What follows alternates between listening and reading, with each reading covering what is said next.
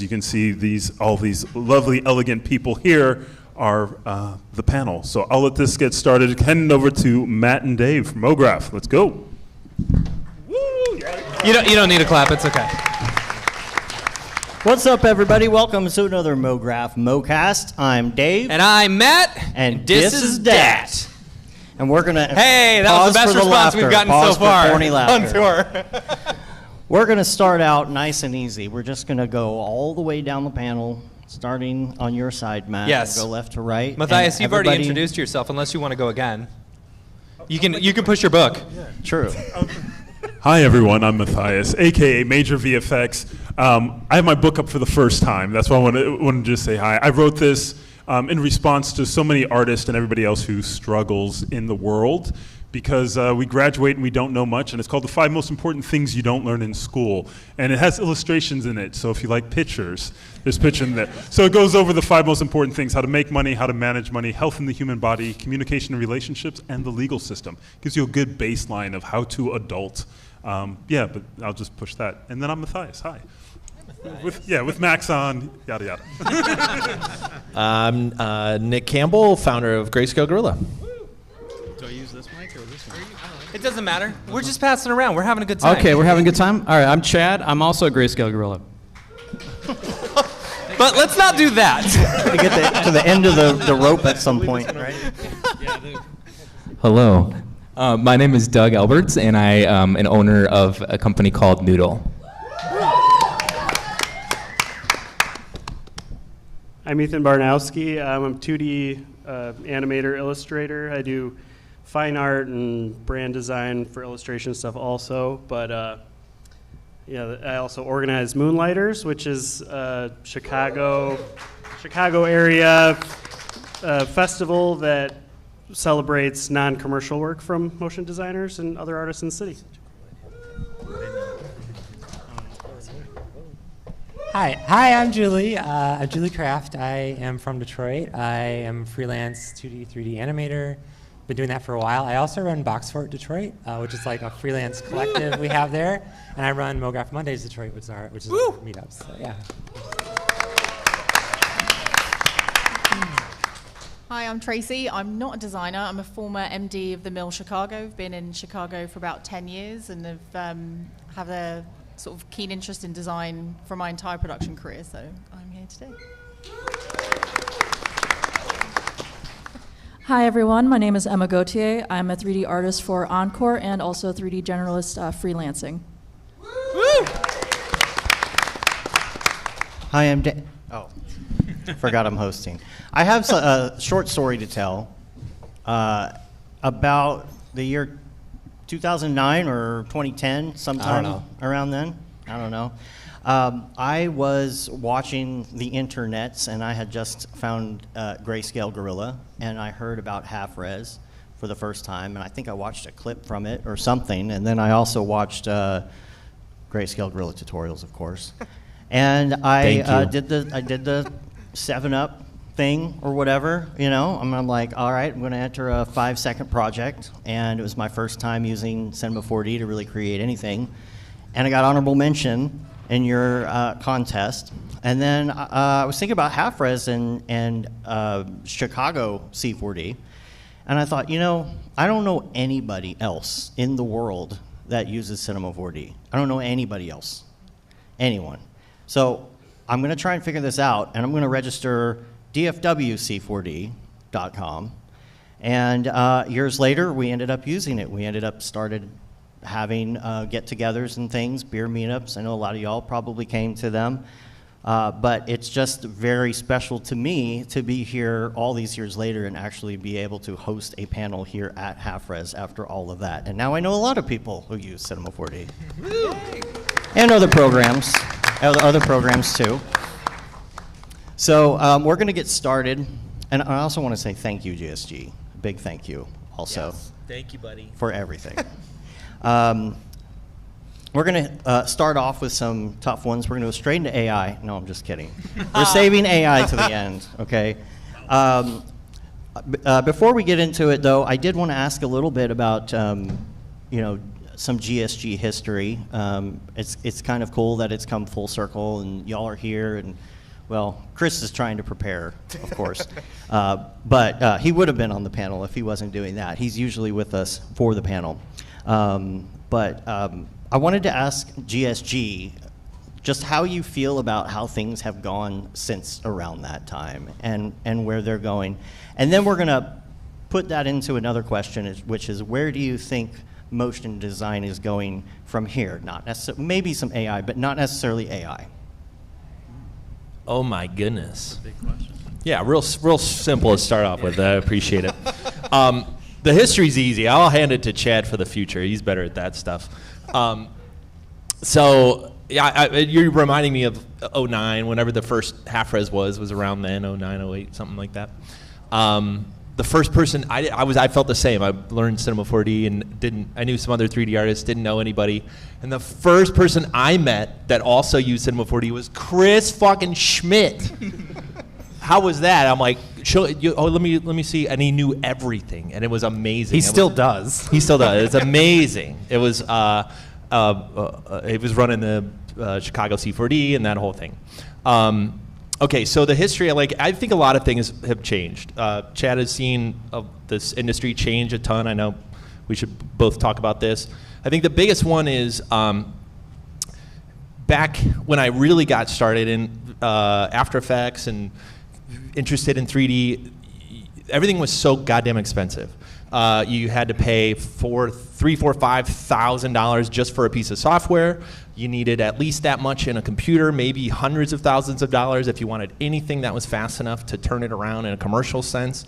And by the time I got more into Cinema 4D, 09, that era you're asking about, there was a revolution. This revolution was here, which was much less expensive as Cinema 4D. And there was also a completely different culture around it. No longer were people hoarding ideas and how to use things. It was very open. This is a part of Half-Res. It's a part of Chris and Chicago C4D, and obviously a part of Grayscale Gorilla. The sharing, the community, the tutorials, and all of us learning together. It was a huge moment where the ability to do 3D expanded very quickly. And over the last 10 years, it's been that story times another 10 or maybe 100.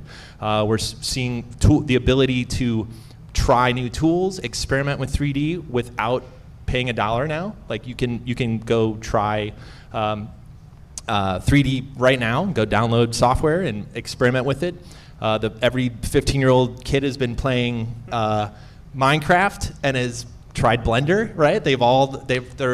Their touching point of 3D is getting easier and easier and easier. And there's a revolution happening. And I think the biggest thing we've seen, or I've seen over the last 10 years, is the idea that you just need one expensive-ass 3D application went away.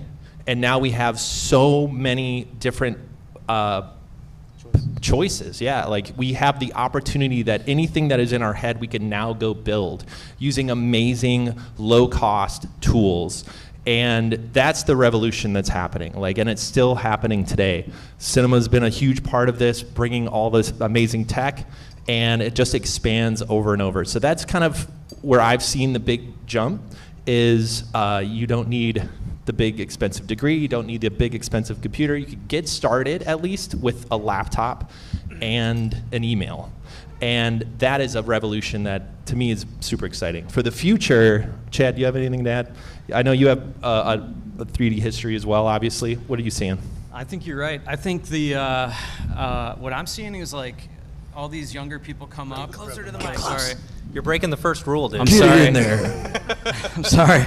Let me grab it. Let me grab it properly. Get all the mics. Oh, there you go. No, I don't have room for that. Yeah, I think that when I look at kids coming up, and when I say kids, I mean high schoolers and people just entering college, like you said, I'll just echo that. Everybody's touching 3D a lot earlier than I did, so it's not difficult for them to pick up one tool, two tools, three tools, 5 even. So what I'm seeing is a trend where artists, and this is a great trend, I really think this is amazing, because that's how my brain works, which is, let's just use whatever tool works. Whatever tool's going to get the job done, right? So, there's a lot of evangelism happening in 3D early on. I was a part of it. I kind of pooped on Cinema 4D for a number of years. But then I don't came hold it around- against you. We don't hold it against you. You don't? Yeah, you didn't actually, and I thank you for that. We're glad you're here. Yeah, me too. So the idea of that, like, you know, I use this, you know, and this is my identity, you know, isn't really a thing anymore, which I think is great. So I'm seeing so many artists come up basically using whatever works. Like, how many people here use more than one 3D tool, right? If I would have asked that question, like, I think I gave a talk here 5 years ago on the nose, that would have been like maybe 3 people. So that's really, really cool. So you're able to just like meld into whatever tool works, right? And like that helps you get more jobs, do more work, make more money. It's all good. So I guess that's really, I'm excited to see more of that like entry level, like just people being able to do 3D at any part in their journey and have multiple choices to do it. I think that's great. Yeah, that's really all I had. Anybody else? I'll just add that 10 years ago, the studio system was very different, and it's fractured into 1,000 pieces, and there are 1, 2, 3 people studios in every small to medium city across the world now, which is amazing, just because of cost and tools, and even business tools and stuff have all evolved and changed over the years. So that adds to the ever-changing dynamic of the industry in a positive way, but in not in a negative way, but in a different way also. It's cool. I will have to say, I was one of those high school kids. Back in the day when I started 3D, I started in Blender, and I did not know anything about 3D until I saw YouTube videos, tutorials, and then that's when I started researching different colleges in 3D, and then that's how I got in touch with not only the people at Maxon at these events, but now I know that there's so much information tools out there that yes, all these high school kids can grow up and become really good 3D artists. And there's so many great tools out there, so I think the future is going to be even better than our generation before. Quick question for Agreed. everyone. Me and Julie were talking about this backstage earlier, where it's almost like our industry is kind of like a trade, you know, where you don't necessarily have to go to college in order to learn what we do. We can learn through Grayscale Gorilla tutorials like a lot of us have up here, you know, or Andrew Kramer tutorials, and you can, or MoGraph tutorials, thank you, you know, buy one of our classes online. Smooth. Thanks. But it doesn't, you don't have to necessarily do that. There are so many more avenues to where, to get into this industry. You don't necessarily have to have a degree. I would love to know y'all's opinion on whether or not you think that's a positive for our industry or a negative for our industry, because I could see it going either way. What specifically, though? Just being able, you'll get a huge influx of new designers and new people like that, you know, which it could water down our industry. Yeah. Versus it may Versus also push us. I don't Well, know. adding diversity and mix into it, you're opening it up to a world of people who would never have been able to enter it before, and I think it's amazing. I think it's great. I agree. I think the world of education is changing dramatically, like you said, with the different tools, and I think with the invent of the internet, like all of a sudden, you know, people started to have access and share information differently, so they started getting information differently. And now as we move into the AI age, I feel that's going to play a part of education as people are learning with different tools and different styles. But I feel that it is going to get watered down, like with anything when you have a lot of people, but then there's going to be refinement. And I think that was the phase that we saw with the internet, is there was a .com for everything, and then there was some refinement for it, so communities started to get built, where people might jump into it because they like it, but then they go back and they say, you know what, I actually really want to learn art theory now. I do want to learn timing. I do want to learn the classic animation things. So I feel that it's allowing people that, like myself, I thought it was out of reach for the longest time to be an artist. And I was an economist. That was my degree, because when I went to school, I saw that, oh man, the interfaces were really difficult. It was, Maya is what they taught there. I was like, the interfaces are really difficult, and I'll wait till the tools get easier. And I feel now that the tools are at a place, and there's been so many people educating. Some of the tools. Some of the tools are at a really good place. A lot of, but I would say a lot of the tools, even, over the last 10 years, they've improved so more people aren't as intimidated to be able to get started. There's an entry level, I think, in the world of 3D and design that it hasn't really been there until now, that anybody can do it. I've met a 5-year-old, playing around with cinema and actually doing like their own little titles for their YouTube channel. I've seen some of their tutorials. Oh, you've seen their tutorial? Oh, wow, yeah. So I think that's what we have to look forward to, is more people will get in, and that artistic part of them that they thought they could never really express get started, and then we'll see a refinement, or some people just do it as hobbies. I do agree it's a trade, though. Oh, sorry. No, Julie, you were going to say something. Okay, me? Okay. Yeah, I feel like, so whenever anything big changes in our industry, there's this fear of scarcity, right? So you think, okay, there's going to be always more people in the industry, it's going to water things down. But like, has there ever been a need for less content? The demand for content just keeps going up and up. Good point. Like, yes, you might make content for TikTok or something, but there's endless need for content. And yeah, there's AI, but whatever. And so and Matthias, you're saying, well, anyone can learn this. Yeah, anyone can try it, but not anyone can like rise to the top. Not anyone exactly. can What do you think it excel. is that sets those people apart, that helps you rise to the top? As someone, especially someone who didn't necessarily go to school for this and is learning online, what do you think it is that can, help you rise above the rest? Talent.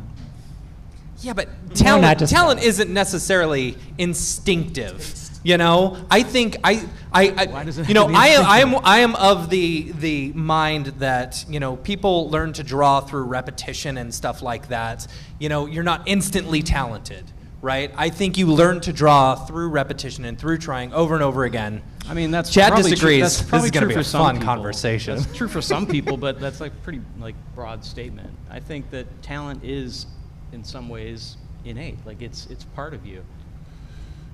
I would agree to disagree on that one. I do believe that there is, I would say taste could be a thing that might be a little bit more innate with people, but the best in every creative field that I've seen has put in a tremendous amount of hours. Now, I have met people who were talented at the beginning, but then they got lapped by the person that continued to put in. So I would say it's the person who has a passion and then applies themselves, because you can be talented, and granted, if you are, you're probably already in that top tier, but I feel the ones that are gonna put in the work, that are gonna show up to meetings like this, that are gonna network, that are going to look for the skills that they don't know and always look to improve themselves, are going to, beat out. It's a quote from my football eras. It's hard work beats talent every day.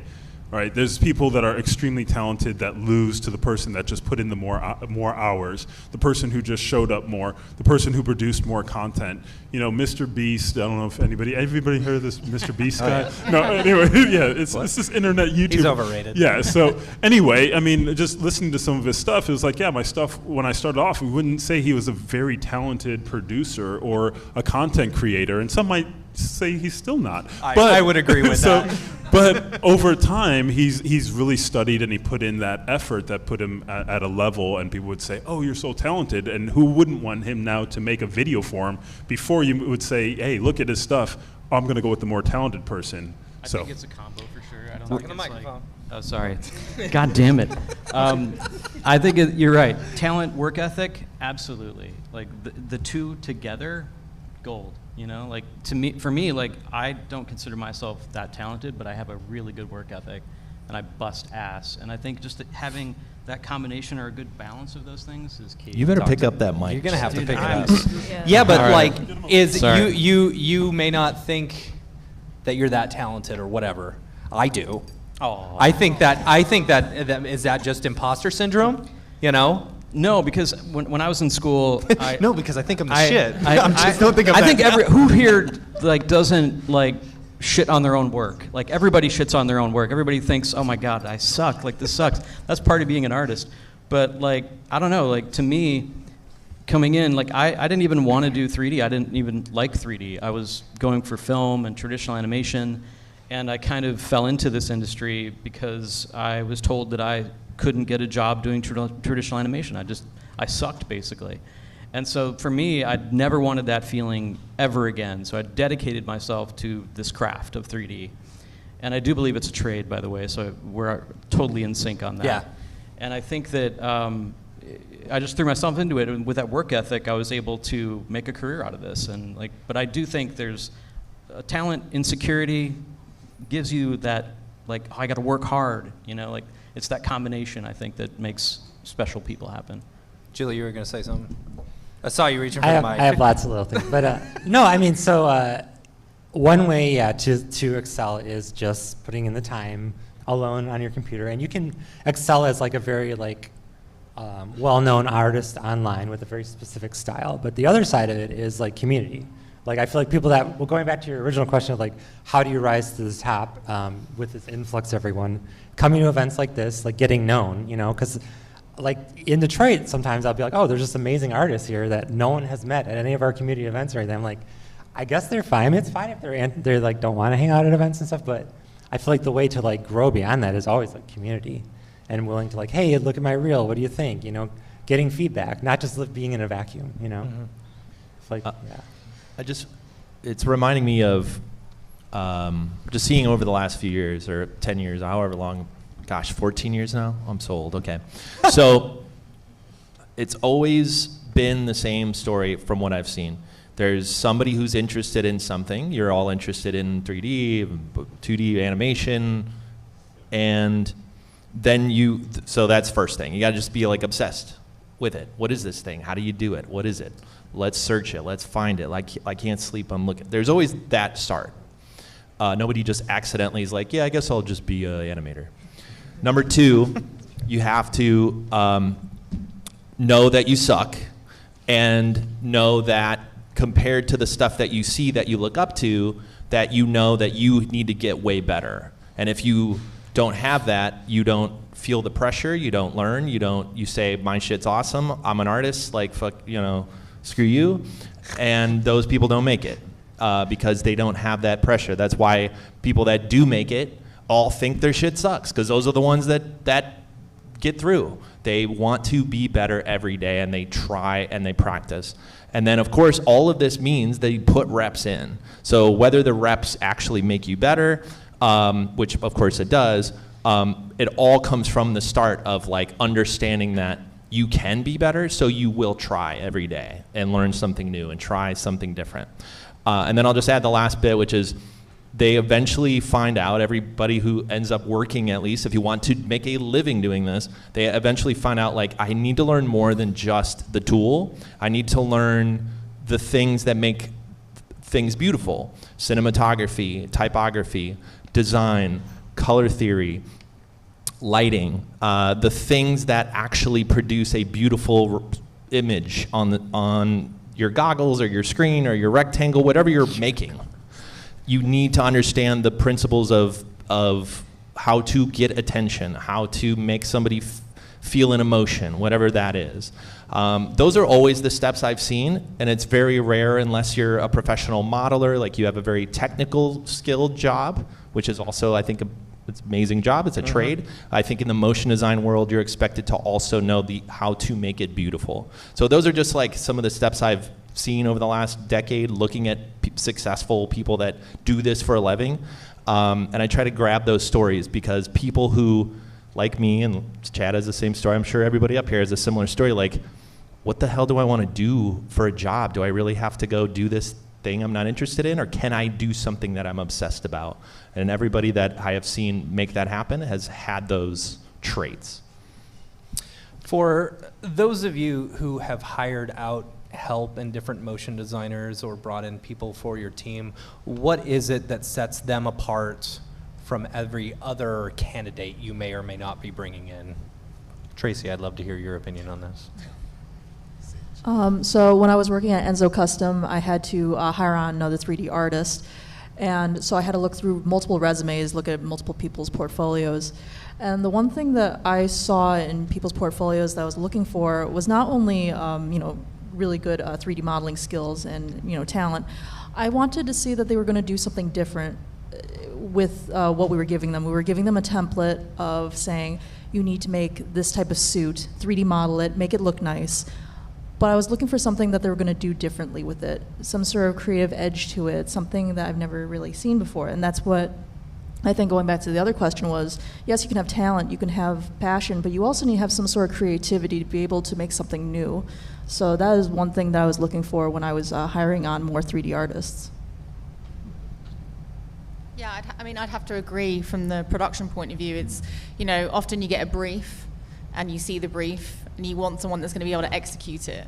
So to be able to showcase that in your reels and in everything, not just doing, it's lovely to do things that you're interested in, but it's also how do you do things to spec and to work, and how do you showcase that? And that's often important when you're looking for specific people, because often you are looking for those specific things to hire onto a job, whether it be for an art director or a creative director, for something that's more 3D, some more illustrated. You're looking for that particular person. So just kind of getting your work out there and showing your kind of range of what you can do is often quite important too.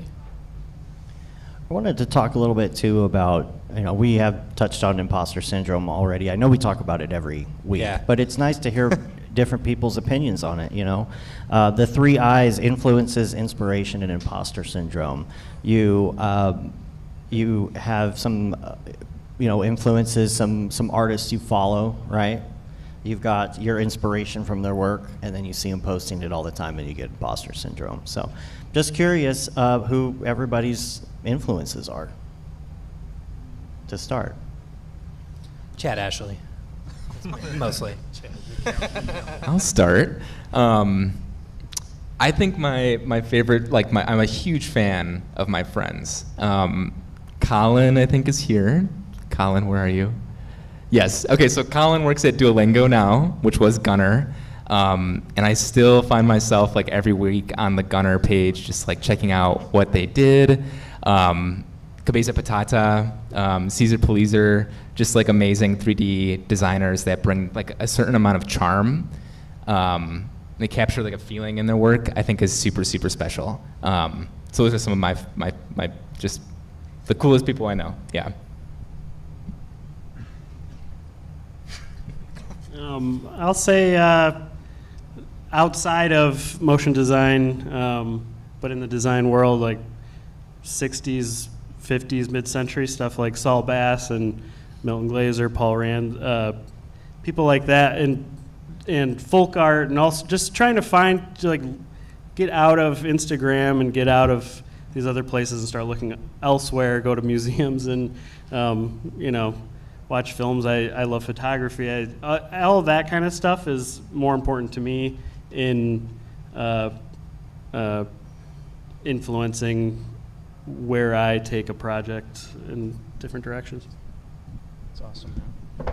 Yeah, you gotta live your life away from the computer, and that could be a good inspiration. I love taking inspiration from non-visual things. I read a lot of old sci-fi from the 50s and 60s, and I feel like reading a book is the ultimate, creative exercise, because you're creating the images in your mind. I know that some people have different minds that don't think in images, but for me it works. And often in older sci-fi, I like to call it boring sci-fi, they'll describe an interface in very big, in detail. And I'm thinking of the UI for that and the hard surface modeling design of it, and it's a very, very interesting thing to practice. And it's I love reading a physical old book that smells weird. It's great. I love all the Asimov books and everything. Yeah, so I love because Instagram and all there's so much visual content inundating us all the time. It's easy to look at Instagram and be oh, everything's been made, everything's better than what I make. So you got to step out of that sometimes. Julie just inspired me to choose my books by smell now. I'm going by what's the smell like? Is it all right to talk about imposter syndrome a little bit? That too. Yeah, we'll go back on all three. Yeah, I think it's really interesting in our industry specifically, this thing of imposter syndrome, because I don't see it as much everywhere else. It's almost like everywhere else, it's like you get your degree, you did your thing, you're an engineer, you got the certification, now you're like recognized within that industry. Where here, it's not the case. But I feel we suffer from something that's really different than everybody else. Who here really loves creating and loves what we do as artists? Or who here, like, I guess a better one, who here hates being an artist and hates creating and everything? Like, okay, so like, okay, we got 1.5, right? So we got 3. Okay, we got 3 people that don't like this. Like, I wish I had another job, right? Like, I want to just like be a garbage man or just take out trash. Like, but I find that if you go to a lot of other places and a lot of other industries, people really don't like what they do day to day. They are just like, Right. I'm doing this for a paycheck, and I would do just about anything else if I had the skills or knowledge to get a paycheck. But I see with us as artists, it's, I do this because I love it, but I don't feel like I'm an artist, and I don't feel good enough, and I don't feel like I should even be getting paid for this, or is this even worth anything? And I think that's just something that's unique to us as artists. Well, Yeah, do you're, you think- you're, do you you're think- right. You don't see plumbers looking at other plumbers saying, "Man, I just wish I could plumb like him." Literally read my mind. You literally. Can I even call I was myself going to go a with plumber? bankers, but yes. Yeah, close enough, right? And they'll do a terrible job and walk away and get full price and never doubt Right? themselves. You'll have to call another plumber. No problem. But us will beat ourselves up for it. So I think it's a unique thing to us as creatives. And I just wanted to point that out, just like, because no hands went up when they hate. It's like, we love what we do. You would have to pay us a lot more to do something else versus other places like, oh, you could pay me less and I would do it because I just don't want to do this anymore. So interesting. I think that's why it's self-selecting. The people that decide to do this crazy thing, often for less money, are drawn to it because they're creative, because they have an idea, because it's interesting. It's something new to learn every day. It's not the same thing every day. And that mind is also, creative minds tend to be self-hating. They tend to be more sensitive to things in the world that can be changed. They are the crazy people that can think that they can change it. So they feel like responsible if something in the world isn't as good as it can be. And all of that adds up to like, I could be better, we could be better, this could be better, my art could be better, I wish I had more time, I wish this font didn't suck so bad, I wish I had this color, I wish I was better at this. And that energy, to me at least, I think that starts at the start. We're the crazy ones that decided to get into all this because that is our energy. People have different energy. You could look at a 3-year-old and see that there are different people when they're 3. We have different feelings and different ways we see the world. And I think it's I call y'all weird because I love you, because I'm weird, because I love weirdos. I think it's the weirdos, it's the creative people that have that built into them and decide to go down this crazy path because everything else could be boring, everything else isn't interesting, and they have it from the start. Man, this could be better, and I think that just resonates with their own brain. I could be better. I'm not as good as I want to be. And imposter syndrome is just baked. It's part of the thing that you signed up for. And I think it's what really makes great artists. It's very rare that any artist is going to stand up and be like, I'm the best, I'm done, I figured it out. Unless you're Kanye. All right, we'll leave Ye out of this one. All right. Any other inspiration, influences? What inspires you? Well, Pinball machines. Well, I will say one inspiration for some of the art that I do is music. I think that music also is a great part of inspiration just because there's so many genres of music out there, and sometimes if you're listening to a song that you genuinely love, you can think of an idea, a character, an environment, something that could add on to what you're hearing at that moment and that feeling. So music is absolutely a really good inspiration piece.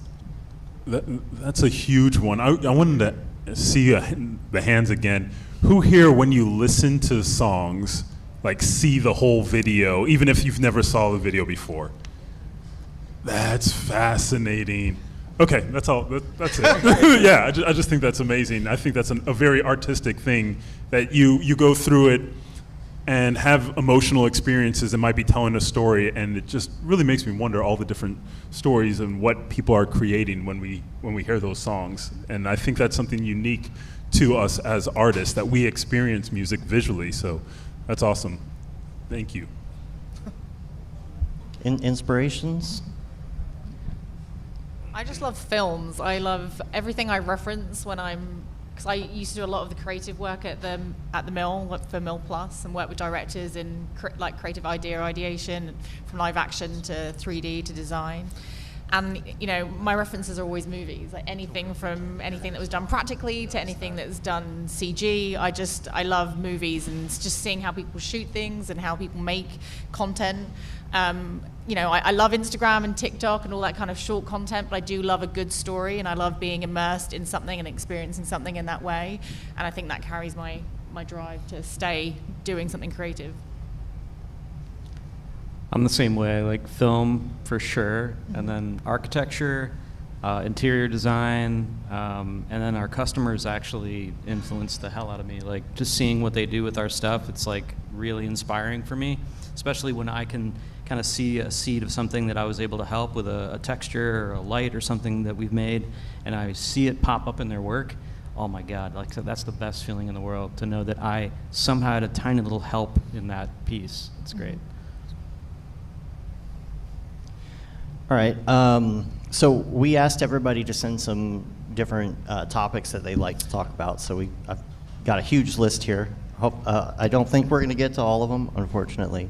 But I picked out some of them here, and I wanted to start with, this is kind of a difficult one. I'm probably not qualified for this, but women in MoGraph. And when the industry was very young, it was incredibly bro-y. We all know that. And the percentage of women in the industry has been changing a little bit, but how's it going?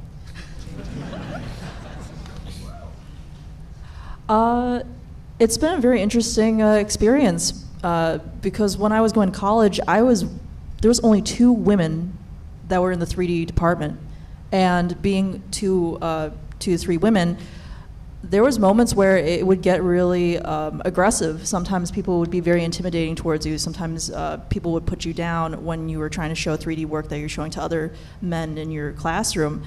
So as a woman going from the college experience and trying to get into the work industry, it was very intimidating, and at times it was very sexist as well. But thankfully, now that times are changing, I feel as though women are being welcomed more, but there will still be that moment of being looked down on. Well, the crowd here looks pretty diverse, so I think it's going okay. I feel like that. I want to do a caveat. So we talked a lot about imposter syndrome, and you're like, oh, you're right, Nick. You got to hate your work. You got to hate yourself, whatever. But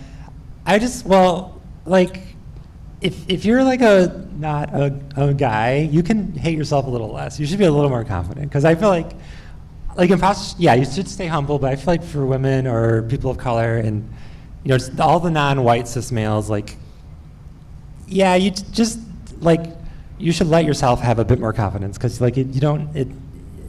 we all hold each other back a lot, and especially specific to this event with 3D and stuff. There's a lot of women I know that I don't know, they don't get into 3D, or they feel like it's a very male-dominated part of the industry, and they get intimidated by it. I'm not you. That's great. You do great stuff.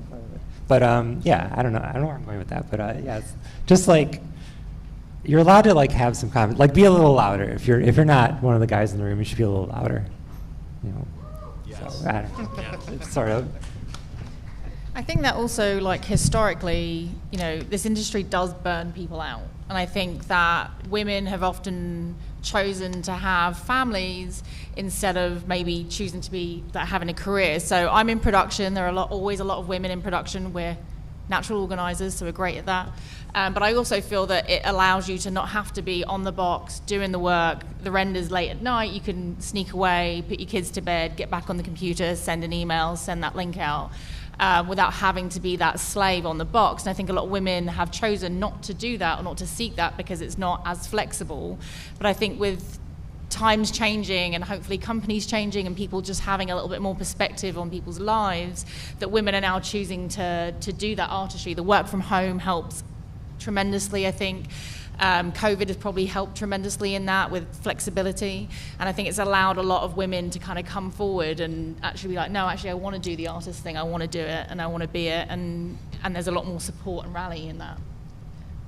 I will give a really quick shout out to the women's group of Chicago on Slack. They have been very supportive for all the female artists in Chicago, and so for them, I think that it's very fun to see that there's a camaraderie in that Slack. There's a support for those women in Chicago.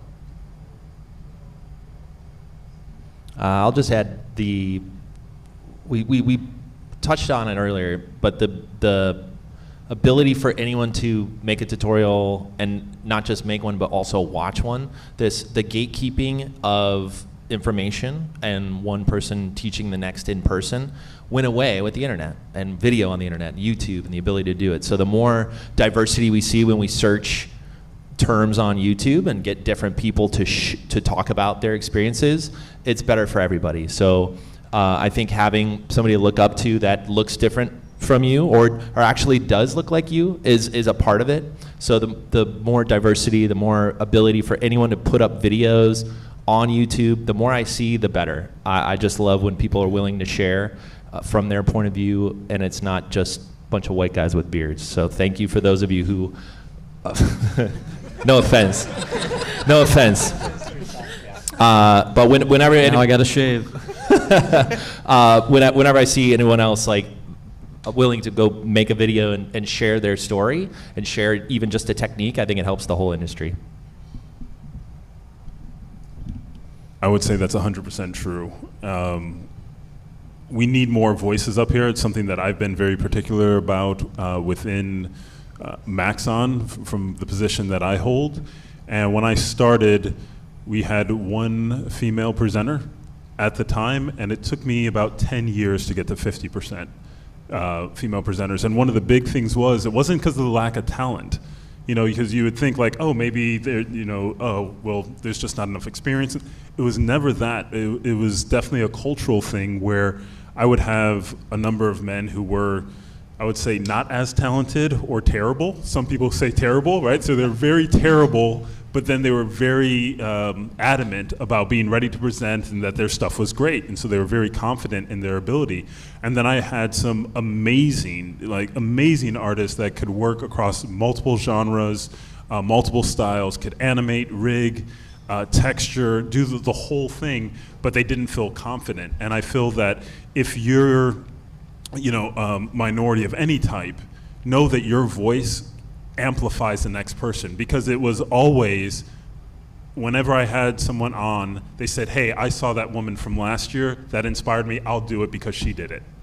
Or I'll do it because he did it. And from a person of color or any gender stuff, it really, really helps. It empowers. So that's all I can say is, really try and amplify the voices of other people that you know who are artists of diverse background, because it helps increase the range of the voices that we actually get to hear from as a creative community. And I think that's one thing I love about this community is we love diversity, because it's always something new and creative, versus other places might not like it so much. Artists, we'll go to museums everywhere in the world. We want to see what every culture and everybody is doing. So I think that's unique to us.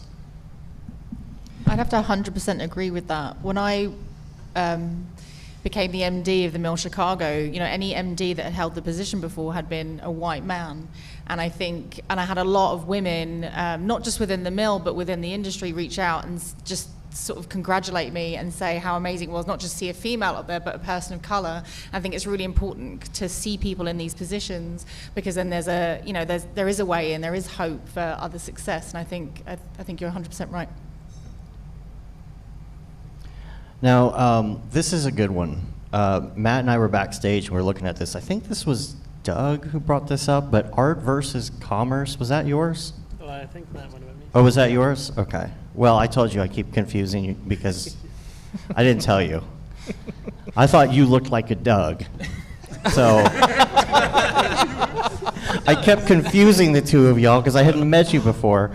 But okay, It's all right. so Everyone thinks Dave and I are brothers. We're not. that's true. Wait, The line was art versus commerce, and I don't even know where to start with that. But I think maybe Ethan or Doug or whatever your name is, you know. You can go either way with that. That's fine. I'm Doug now. I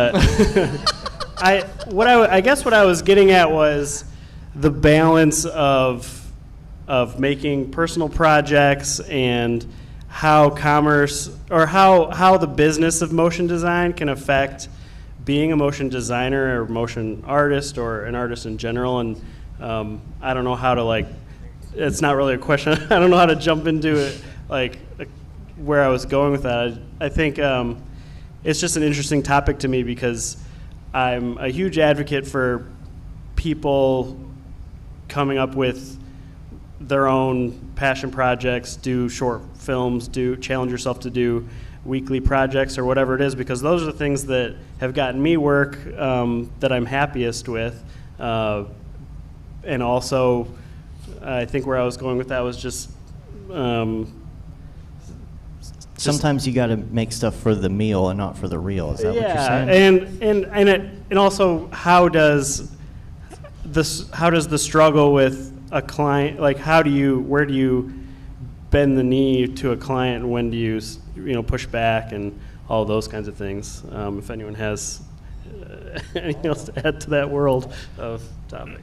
I know what you're talking about. I was just talking with Margaret Bialis about this earlier.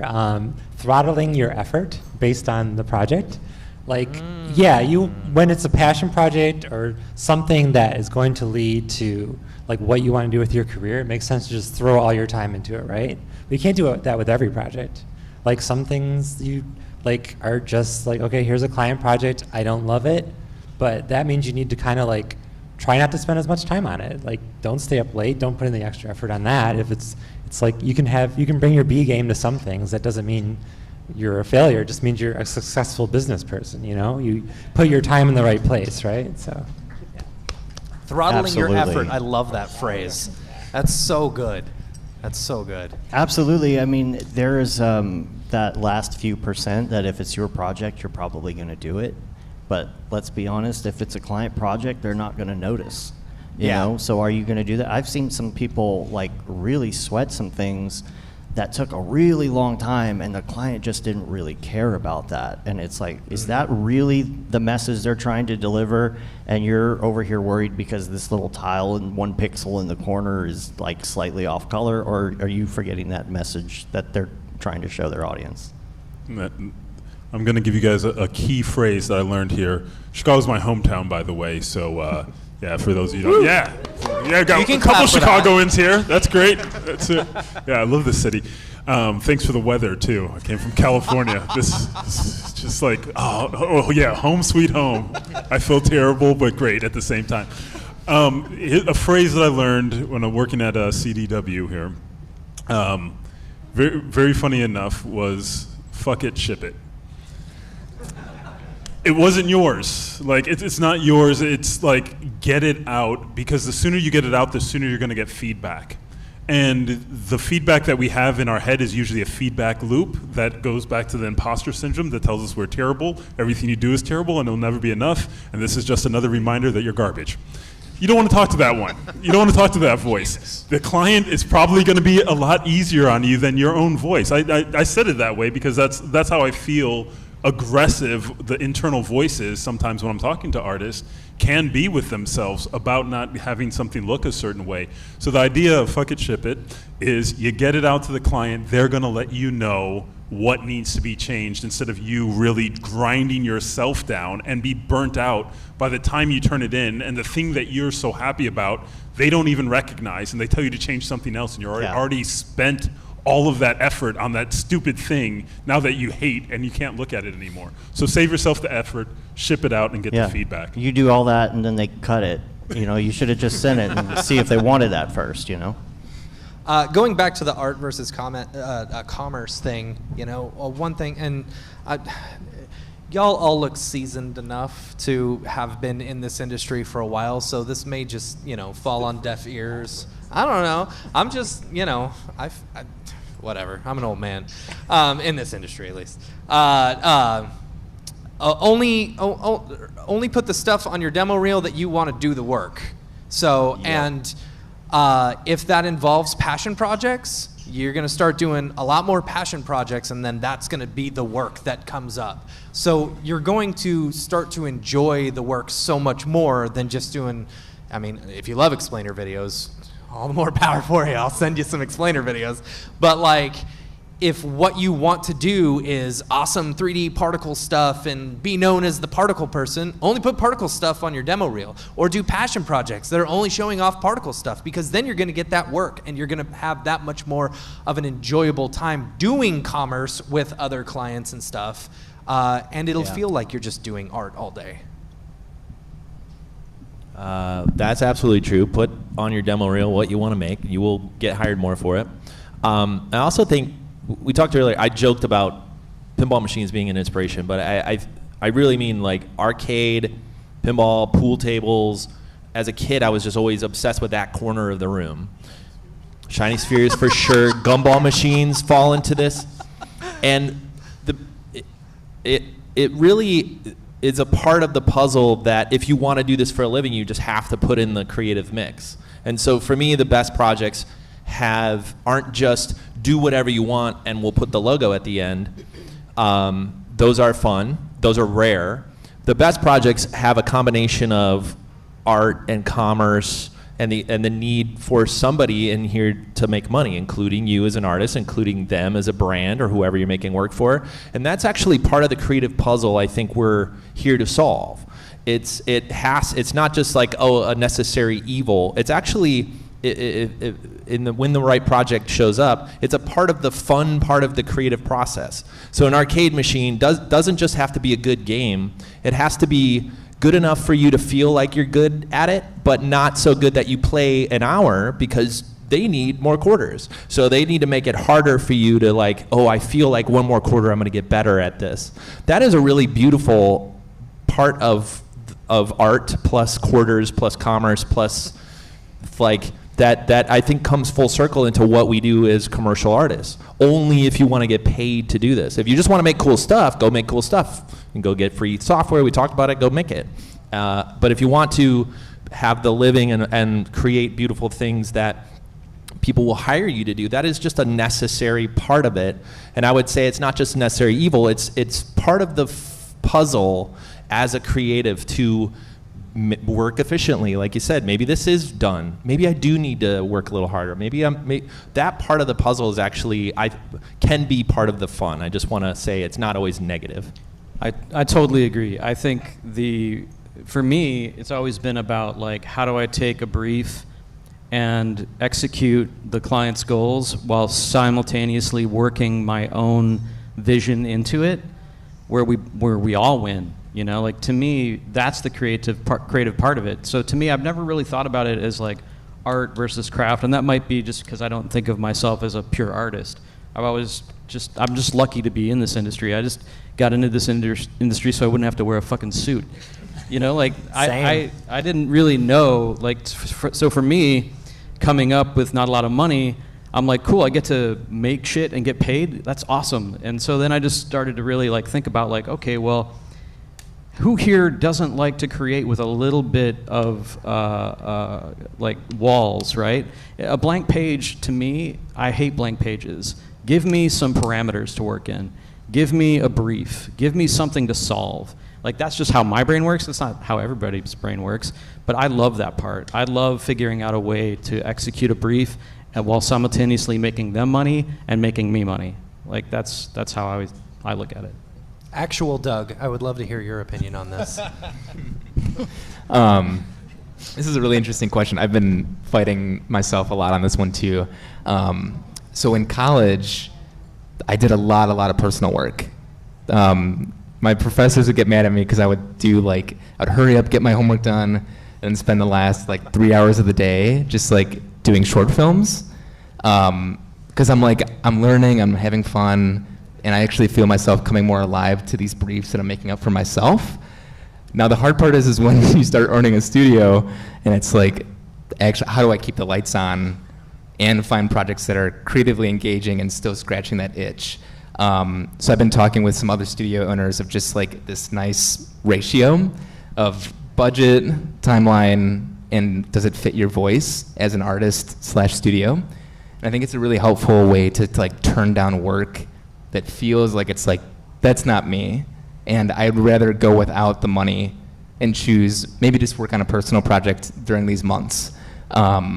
While it's hard to do that, it's also made room though to be like, oh, when the project comes in that fits all these three, it's like you have availability to take it on. So that's kind of how I've been doing it right now. Spending some time doing short films, and then that kind of will lead to more work and more, because I think someone mentioned it, but like when you share these short films and something on Instagram, it's like, it gains traction, which gets work. So it's like, it's almost an investment alone to just do craft.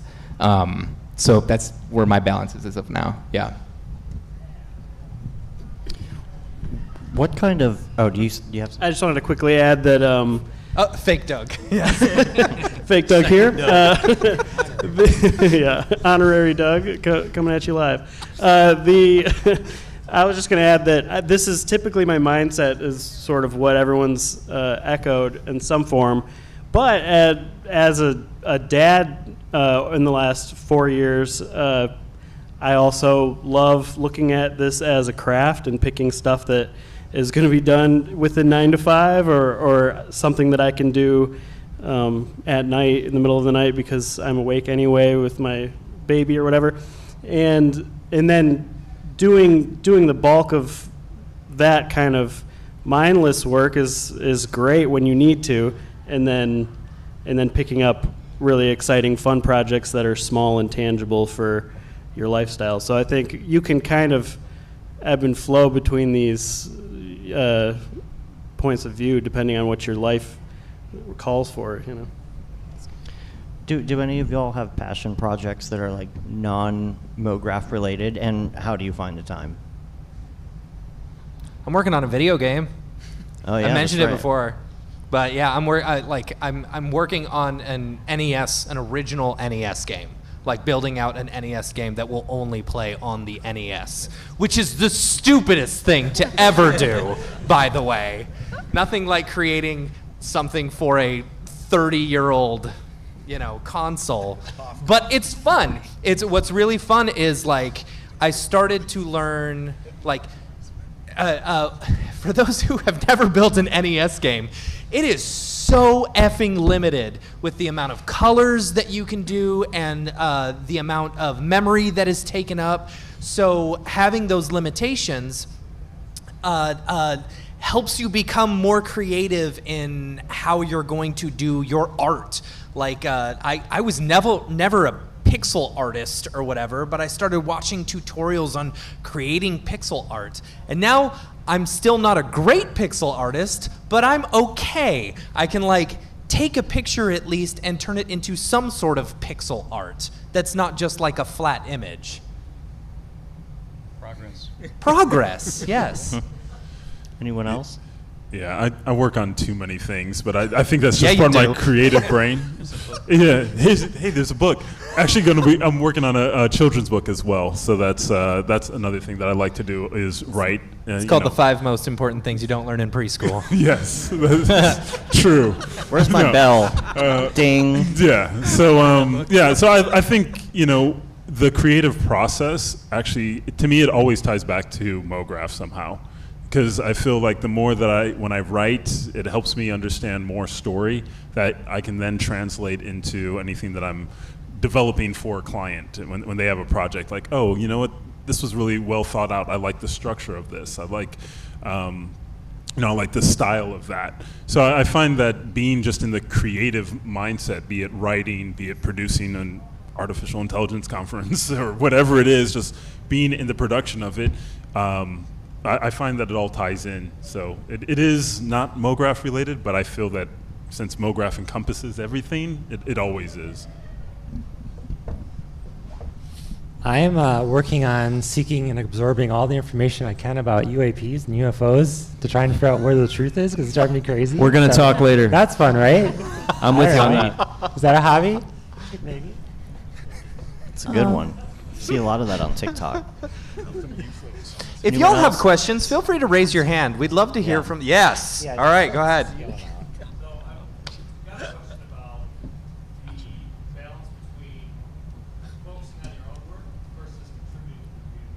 Oh, I like that. Focusing on your own work versus contributing to the community. It can be really distracting looking at everyone's things, which are really great, but then you kind of overconsume and then get that imposter syndrome. And also kind of prop everyone else up and then you don't do your own thing. Right. You can't just cut yourself off from everyone else, just be your own side and you can get a lot of good stuff done. You definitely cannot cut yourself off from the community. I've seen it is detrimental to your career to completely just cut yourself off. You know, just going on to either the Slacks or the Discords or the whatever and just, or the Twitters that you love to push people's buttons, you know? It's my favorite thing. Right? You know, just interacting somehow with the community, you've got to keep that going. You know, it helps us stay relevant, and especially when you're trying to get freelance jobs and stuff like that, you have to be pushing yourself or showing off your work and stuff, and you can only do that through some sort of online community. But you can definitely turn it on and off Yes. at different times. You know, there's a lot of times when I'm working, I mean, I don't have anything that dings to tell me I have an email. I have ever. everything that Ever. dings. It's this literally right now. I check my email when I have time to check my email. Because if I'm working on something, why do I need to check the email? You know, if there's an emergency, I'm sure a client's going to call me, you know.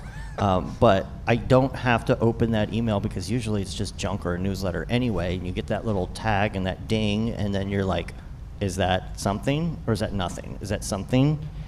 Or is I'm going to look at it. So just turn it off or do your do not disturb or whatever. That's not exactly the answer to your question, I know, but I do try and separate myself in that aspect from the chatter. Are you talking more about like you need to unplug from Instagram or like just looking at other people's work? Is that what you mean? It's kind of, it's just where the balance is between, okay, I can shut off the world for a minute and do what I've got to do. Do that. Kind of deep, but then, how do I, okay, on that, and then not just ignore it? Well, I mean, how long are you going under when you're going into deep work? Like, you're not going in there for like a month, right? Well, yeah, that's some serious deep work, dude. Sometimes you're like, working on long projects that Yeah, but- take you away, but it's an occasional check-in or something. Hey, how everyone's doing? You know, what's up? What's going on? I mean, for me, like, I'm ultra focused. I'm like one of those people that like will get into something and the entire world just goes away, and like that's just how I work. And I'm a guy that works with me. He's opposite. Like he has a podcast going. He's working here. He's got a monitor here. I can't do that. Everybody's different, but I think you got to find the balance that works for you, and just recognize when things are going a little bit maybe unhealthy one way or the other. And then just try to be conscious of it and like, oh shit, you know, I haven't come up for air in 3 days. Maybe I'll go do that. And just be aware. I think it's also really good to have like a core group of friends, especially in the industry. Me and Dave have a Halo group chat, it started out as like all of us playing Halo together, but now it's just, we haven't played Halo in years, you know. Maybe a good 9 months at least, but yeah, now we're the non-Halo It's all group. just motion designers in there, and we all just Yeah. kind of shoot the shit every day, Yeah. and, you know, hey, how are y'all doing? And about turning off those distractions too, something I do when I feel like I'm getting too many distractions is I have a little timer that I bought, and I put it on my desk. And there's two things I'll put it on, either 20 minutes or 40 minutes. If I'm doing emails and stuff, it's 20. If I'm working on art, you know, or client work, it's 40. And at the end of that 40 minutes, when it dings, I'm either in the mood to do another 40 or 20, or I'm not. And if I'm not, I go and I take a break, and then I come back and figure out what to do next. That's the Pomodoro method. Anybody here know what the Pomodoro method is? I didn't know the name of it, Yeah, but I saw that's- it on TikTok. It's a productivity method. It's actually really helpful for people works. that have a trouble like focusing, because it almost like gamifies it, where like, oh, I can make it this 40-minute, then I give myself a prize of a 5-minute break. So if that's something that's interesting, Google it. It's. I try and tell my wife that all the time. I'm like, 20 minutes of work and then 20 minutes of sitting down. You know, that's the correct method. And she gets mad at me about it. She's like, no, you got to help me clean. I would say the other thing to look at is goals and outcomes. Is because if you just try and set up random habits that necessarily don't align with your goals, things can feel off internally. So if you know that, oh, I just need to, stay connected to the community, then you can kind of put together a schedule or something like that that just has you stay connected. But if you're really looking for a specific outcome, then you might need to be able to hunker down, really focus, and tell everybody, hey, I'm going to be working on this amazing thing I'm really passionate about. You're not going to hear me for a minute, but it's all good. You're going to love what comes out of it. So by aligning yourself with it and to use the community as a way to communicate your goals and your intentions so you can have some accountability, that's another way that you can work with it instead of it being this crazy balance. It's just a conversation that's ongoing about what's meaningful to you. And putting it out there, hey, I'm going to be gone for a little bit. People will want to celebrate with you when you're back. Here's the thing I accomplished. Check it out. Yeah. Yay, you did a great job. Here's some likes. It's great. All right, well, we only have 10 minutes left, okay? So for questions, I'm going to say we are going to be here all night. Do not be afraid to go up to anybody and ask them questions. It'll be an entire night of questions. However, with this last 10 minutes, we do have to talk about AI. Yay. I'm going to start with Tracy because that was on your list, and I'm going to let you go first. I just wanted to see what everyone's opinion was. From a production point of view, having AI can be quite helpful to see directors ideate ideas on the fly really quick if a concept artist isn't quite getting there or something isn't happening. And I think I just wanted to discuss with everybody on their perspective of it, of the removal of opportunities for jobs, of up-and-coming artists that are worried about being replaced by AI. It's very different from a producer's perspective as it is from a designer's perspective, so I was open for discussing it today. I would like to say that I really liked Midjourney when it wasn't as accurate. When it was kind of terrible and the hands were messed up and it was kind of mushy. Everything was creepy because it looking. allowed you to be creative with it. It's this is kind of the general feeling I'm going for. This is the color scheme that I'm going for. Now it's so accurate that it almost can't abstractly think the way you want to think. It did free me from this weird thing I had where I felt like I could not use anybody else's anything for inspiration or it wasn't original. And I know that you can go and say, okay, well, AI is trained on whatever, but I'm like, oh, this has a spaceship on this side of the frame. I'm going to do the same thing. No, but that would be copying. At what point, it's not plagiarism, but I still felt bad about it. And having AI to go to help me brainstorm has been very helpful. And I don't have that blank cube syndrome anymore. I think AI used as a tool in your creative process, I think that's fine. I think with AI just trying to pawn an AI piece as just your own art that you've created, yes, I feel like that's wrong. But when you're trying to think of certain concepts or thinking of an idea, I think it's okay in the process. I just don't think it should be used for the final piece. Yeah, I 100% agree. I don't know how many people made it to Dash Bash. If you did, raise your hand. Yeah, okay. So Cabeza Patata presented, and they kind of chatted about this in their presentation. I thought it was a really interesting point. They were like, you don't see people lining up in a stadium looking to see two robots fight each other or play a football game or play against each other in esports. And they're like, it lacks a little bit of the human risk, the human fear. And I think the same thing can be found in art that's made by AI. It lacks, in a final product setting, it lacks the human touch. And I think that's something that's it's kind of an indescribable feeling, but you notice it when it's not there. But I've used it in my process. Just recently we had a project that there's 60s magazine articles that this guy wants in this video, and it's super cool, but half the guy's arm is missing, so I went into Photoshop and gave him an arm, and it was like fantastic. But like that's the tool part of it instead of the final product. So I don't think we're going to be replaced. I think we're safe for a bit. But I see another question popping up. Yeah. Well, I was just saying BattleBots. Yeah, but BattleBots are still controlled by people. Yeah, but people did go to stadiums to watch robots. Oh, that's true. All right, Yeah, you're right. We'll give it to him. So, Technically. I love it. I think, when it comes to just art creation with AI, I think, there's definitely worry because of the quality. Definitely, it's exponentially getting better. But I feel that the big worry is kind of the conversation that is underneath. Yeah, they took our jobs, right? Like that I think is the big issue. Is AI is solving things that we don't actually see necessarily as problems for us as artists first. They're solving things that we actually enjoy first, and the bigger problems out there haven't really been solved, right? So who here knows of an AI that can completely do your taxes perfectly and give you the maximum amount of return? What I want so You bad. don't have that, right? But you have something that can make an image that could possibly replace a concept artist. Well, that's not the biggest problems that we're facing. And one of the things that I mentioned is people love AI for the things that they hate, but they hate AI for the things that they love. And I feel that that's something that I quoted and I closed out my conference with when I ran Artificial Conference, because we're not in a world where we love AI for the things that we love and we love AI for the things that we hate because it's doing all these great things. They fired the weapon at the wrong problem. The problem hasn't been the creative. There's a lot of other things, and maybe we'll get there. Maybe this path will get us to the place where it's like, cool, my topology is off.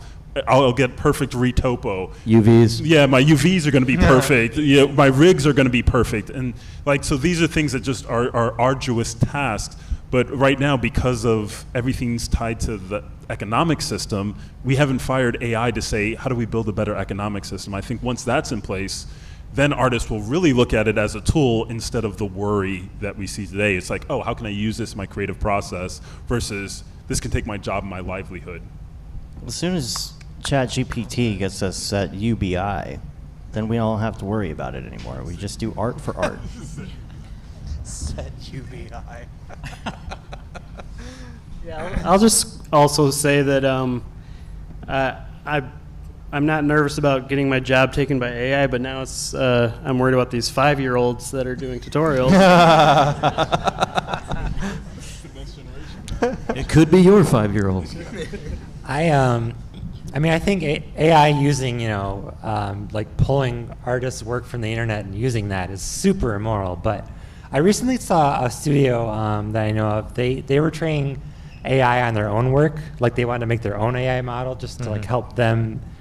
Like, okay, what's our style? And we want help like thinking in our own style. I kind of like the idea of that. Like I would train an AI to be like my assistant. That like, okay, what is? Because I have a real hard time defining what my style is or whatever, and maybe because I didn't go to art school, I didn't really think about it as much. I'm like, well, why is that the way I think about things? So I would love to maybe train an AI to help me, like another me. I'm always like, can there be another me? So that's interesting to like have it just train from all your own original art and just see like if it can help you think in your own head, a little bit. That'd be interesting. Just throw a whole bunch of like 3D renders that you've done. Yeah, you can do that. Ask it to come up with something new, and then you're like, yeah, I could have made that. It could help. And all you get are popes with puffy jackets. Or that's the ultimate echo chamber. I don't know, but yeah, it's something. It's an interesting use. I could see. Anyone else before we wrap? We got 3 minutes. We're wrapping a little early because we're gonna say goodbye to the live audience, and Chris is going to. We need to double check with him that he's going to do that. Chris he looks might very be. busy out there. He does. Okay, when we wrap, everybody Someone stay get for a Chris, see if second he wants to do a cube because race. Chris might actually do another cube race. Yeah. So, Any other questions from the audience? Yes. Okay.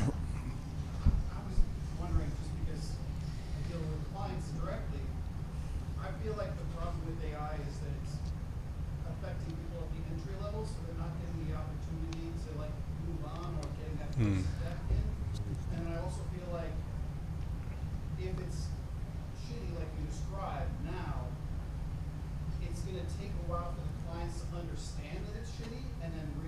okay, I do need to bring someone in entry level.